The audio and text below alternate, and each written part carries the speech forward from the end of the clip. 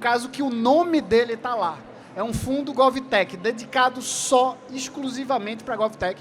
O head do fundo, se alguém tem interesse sobre o tema, levanta o braço, por favor, ali. Adriano Pitoli, aquele rapaz ali, ó. Levanta aí agora, por favor. Adriano Pitoli, ele é o head do fundo GovTech. É um fundo dedicado só a GovTechs no Brasil. A Positivo e Graciete são um dos LPs do fundo. Qual a importância do nascimento desse fundo para o ecossistema no Brasil, de uma maneira geral? Veja, existe uma falácia dentro do Brasil que é justamente essa, né? Existe um setor privado que ele tem muito receio da aproximação com o setor público. E isso evita, todo gestor de investimento, ele faz uma análise da oportunidade versus o risco. Então, normalmente, quando uma empresa ela tem o seu share muito focado no público, faz com que a sua régua de risco aumente muito. Por, enfim, esse relacionamento que, às vezes, é exposto de uma maneira não muito positiva. Isso que faz com que muitos dos fundos não queiram financiar, porque eles não conseguem fazer uma análise de risco daquilo que ele está fazendo. Por outro lado, quando você traz pessoas experientes nesse setor, que já trabalham, então, por exemplo, a Positivo, ela tem hoje 30% da sua receita oriunda da relação pública. Então, ela entende essa dinâmica, ela sabe navegar nesse ambiente, e ela sabe que sim, você consegue e deve e pode fazer muitos negócios bons com o setor público. E a gente entende que se não tiver financiamento para essas empresas, como que essas empresas vão se desenvolver? E isso foi algo que o fundo GovTech enxergou isso muito bem, porque você tinha, de fato, muitas empresas de tecnologia, em especial as que puxaram mais essa bandeira foram as edtechs. Então, você tem um mundo de edtechs que nascem muito focadas para a solução pública e que essas empresas elas não conseguiam, de fato, nenhum financiamento para se desenvolver. E o mercado, muito sabiamente, o pessoal da KPTL enxergou isso e eles estruturaram esse fundo. Mas hoje eu vejo, Gustavo, um movimento um pouco diferente. Eu vejo algumas casas, e a gente é muito procurado, porque como nós começamos a fazer investimento, não só no fundo da KPTL, mas nós também fizemos investimento direto em empresas que têm relacionamento com o setor público, nós começamos a ser muito procurados por outras casas de investimento e que entendendo qual que era a nossa due diligence para olhar essas empresas. E a gente vem fazendo essa troca e eu acredito que nos próximos anos a gente vai ter uma inversão. E essa tua facilidade que você falou lá fora, que existe muito, é uma coisa que eu até estava conversando com o Pitoli hoje mais cedo, que é um instrumento público de desenvolvimento tecnológico que o Brasil não utiliza quase.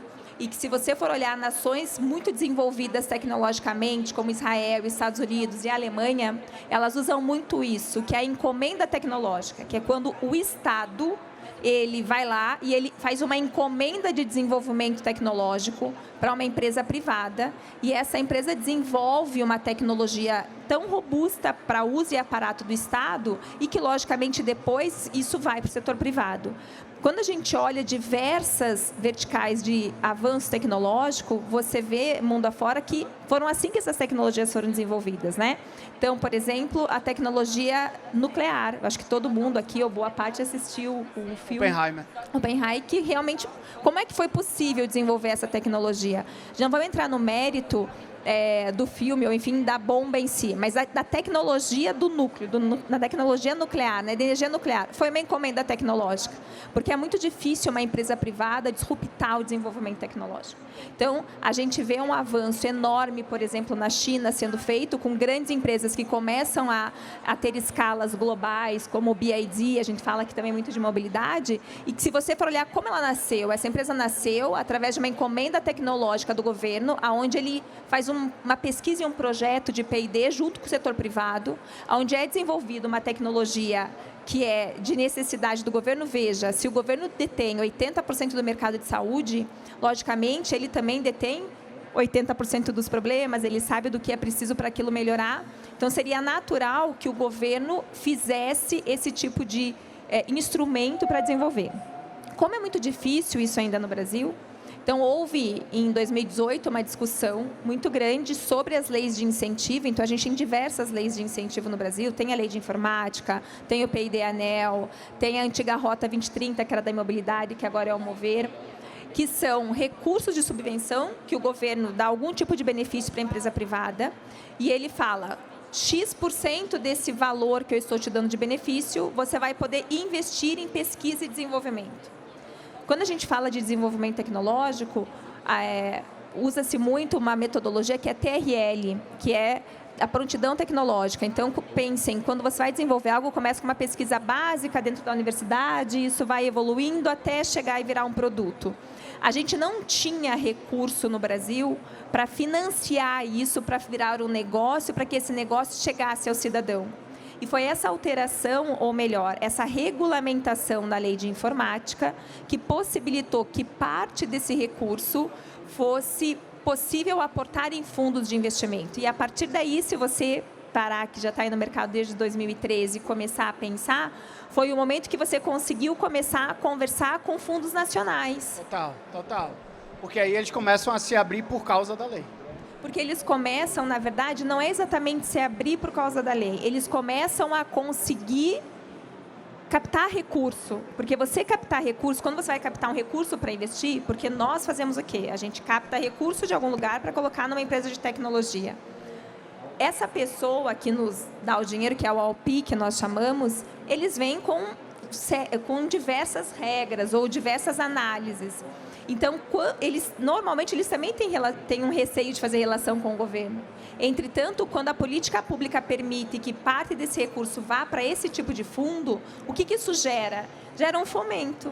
E foi por conta disso que a gente hoje consegue, e certamente daqui para frente, numa escala muito mais acelerada, porque houve recentemente, no final do ano passado, mais alterações regulatórias que direcionam ainda mais esses recursos para empresas que estão buscando soluções para desenvolver soluções públicas. Olhando agora até um pouco para frente, assim, eu queria que tu tentasse fazer um pouco da avaliação, o que é que tu enxerga para frente em termos. Duas coisas, eu acho que é da própria Positivo em si, no investimento cada vez mais em empresas que tenham soluções tecnológicas para a melhoria do setor público, e de uma maneira geral, como é que você vê o ecossistema, assim, além da Positivo? Veja, como eu te falei, eu acho que daqui para frente, a gente disruptou esse mercado. A gente pode dizer que a Positivo disruptou esse mercado em todos os sentidos. Hoje, ela é a empresa beneficiária da lei de informática que trabalha mais diversificado essa estratégia de alocação de recurso. O que eu quero dizer com diversificação? Nós temos o fundo próprio da Positivo, que é um fundo que a gente chama de monocotista, onde ela é a única cotista e ela faz investimentos. Além desse fundo, nós somos ALPIs, investidores de mais 6 fundos que estão aptos a receber recursos da lei de informática. Todos esses fundos, nós temos um olhar muito grande para buscar soluções que estejam alinhadas com as nossas avenidas de crescimento. E uma das nossas maiores avenidas de crescimento é, de fato, o fornecimento para o setor público. E como essa estratégia deu muito certo, e é muito legal isso, porque você começa a ver outras indústrias, outras empresas seguindo esse caminho. Então, sim, eu acho que dentro da própria lei de informática em si, você vai ter cada vez mais empresas disponíveis e dispostas a fazer alocação em fundos de investimento, mas você também começa a ver um avanço no aparato regulatório de outras legislações, porque a gente tem o PID-ANEL, a gente tem o PID da Rota Mover, que agora mudou o nome, né, que era 2030, que é da indústria automobilística, e esses instrumentos, eles ainda não estão preparados para fazer investimentos direto em startup. Mas você começa a ver um movimento do mercado de institutos de ciência e tecnologia, por exemplo, que antes era um ambiente fechado, onde desenvolvia tecnologia eles para as grandes empresas, eles se relacionando com startup. Então, vai ser muito natural você ver daqui até os próximos 4, 5 anos um aumento significativo de recurso disponível para a captação de empresas que queiram trazer soluções para a iniciativa pública. Mas, logicamente, que o gestor público ele tem que aderir a isso. Ele tem também que fazer essa adesão da tecnologia, que também é um outro desafio, né? O setor público ele é um pouquinho mais resistente a ter essa transformação digital do que a gente enxerga, por exemplo, na iniciativa privada. Eu vou te dizer, não é nem que o setor público não quer, é que é difícil conseguir. Na hora que a gente pega, assim, eu falo isso assim, o secretário, prefeito, prefeita, o servidor público que está no governo, ele está louco para conseguir inovar. Louco para conseguir inovar. A gente hoje estava aqui, quando teve um painel de prefeitos aqui, que 2 prefeitos são clientes do Colab e um terceiro não é. Mas está aqui, a gente chamou ele para o palco. E aí ele sai dizendo assim, a gente precisa ver como é a contratação. Assim, a questão é sobre contratação. Porque fica, assim, a vontade é muito grande. Onde é que a gente tem um super desafio, que eu acho que, inclusive, quanto mais a gente tem, inclusive, os LPs, ou seja, as grandes empresas, grandes investidores que estão colocando recurso ali, quando a gente traz eles para a mesa também para debater a contratação pública, a gente vai abrindo mais espaço para isso. Pronto, você chegou. Então, deixa eu reparafrasear o que eu disse aqui. Pode haver o desejo, mas você tem que haver uma modernização no aparato de contratação. Então, porque no arcabouço de como que eu contrato isso, porque é muito diferente você se relacionar, até a iniciativa privada, tá? Uma grande empresa, quando ela vai contratar de uma startup, que é uma empresa nova, disruptiva, a gente também tem algumas dificuldades, porque a gente também tem um processo todo parametrizado, não vou usar a palavra engessado, mas um processo parametrizado. E é disruptivo isso. Então, sim, quando nós falamos em transformação digital, a gente precisa falar certamente sobre a transformação do arcabouço de contratação dessas tecnologias. E quando nós conseguirmos evoluir nesse modelo, que já foi uma evolução muito grande, a evolução da 8666 para 14833 já mudou muito, mas ainda a gente precisa modernizar ainda mais, não só essa legislação, mas a adesão a essa legislação para os formatos de contratação. Eu não vou entrar, tem uma polêmica que não é polêmica, na verdade. Todo agente, inclusive, quem aqui trabalha em prefeitura? Alguém trabalha em prefeitura? É um pessoal legal. O que é que acaba acontecendo muitas vezes? Vocês estão aqui, alguém está aqui e diz, pô, gostei muito dessa empresa, gostei muito dessa solução, quero saber mais sobre essa solução. E aí vai, descobre, vê, senta ali com o pessoal da gente, o pessoal diz, cara, isso aqui é incrível, eu quero colocar isso na minha prefeitura. E aí entra um negócio que a legislação ela é complexa para os dias de hoje. A gente está no momento do software como serviço, né? O Colab é um SaaS, é um software as a service. A gente, no dia a dia privado da gente, a gente contrata Netflix, assim, ou tudo que a gente contrata hoje praticamente é software enquanto serviço. E aí, existe uma coisa que mudou do passado para cá. Antigamente, a empresa, sei lá, o município gostou de alguma coisa, ele vai dizer, tive uma ideia, eu vou aqui escrever o termo de referência para contratar uma solução que seja mais ou menos assim. E aí ela ia procurar desenvolvedores daquela solução. Hoje em dia, como software como serviço, você não escolhe mais o que vai ter, você não escolhe necessariamente o que vai ter no Colab. Você diz assim, ó, se você tentar licitar o Colab é o primeiro a não aparecer. E ninguém vai aparecer. E nem você vai conseguir, do time da gente, dizer, não, mas me dá o material para eu licitar vocês. Isso não existe, isso está errado. Então, aí eu não quero entrar nessa polêmica contigo, mas existe todo um olhar. O caso do Colab é esse, tá? A gente, 100% das nossas contratações, elas são contratações por inexigibilidade. São contratação direta, porque o gestor público, ele vai arcar com aquela contratação, mas ele diz, eu quero contratar isso aqui, porque isso aqui é o que vai melhor me entregar. E aí não dá, porque no fim das contas, Gracete, não vai descer um espírito no ser humano ali e ele vai psicografar um termo de referência para uma licitação inexistente, entendeu? Então, eu acho que esse a gente tem que debater mais sobre contratação pública e com esse olhar, o olhar que é do mundo de hoje. Tem coisas que você licita naturalmente. Você consegue licitar. Óbvio que essa lata d'água aqui, que inclusive está aqui, tá, se tu quiser beber, um copo é muito fácil, mas quando a gente vai para tecnologias ainda mais específicas, fica muito complexo. É muito complexo. E por isso que eu falei que a gente precisa modernizar esse arcabouço de contratação.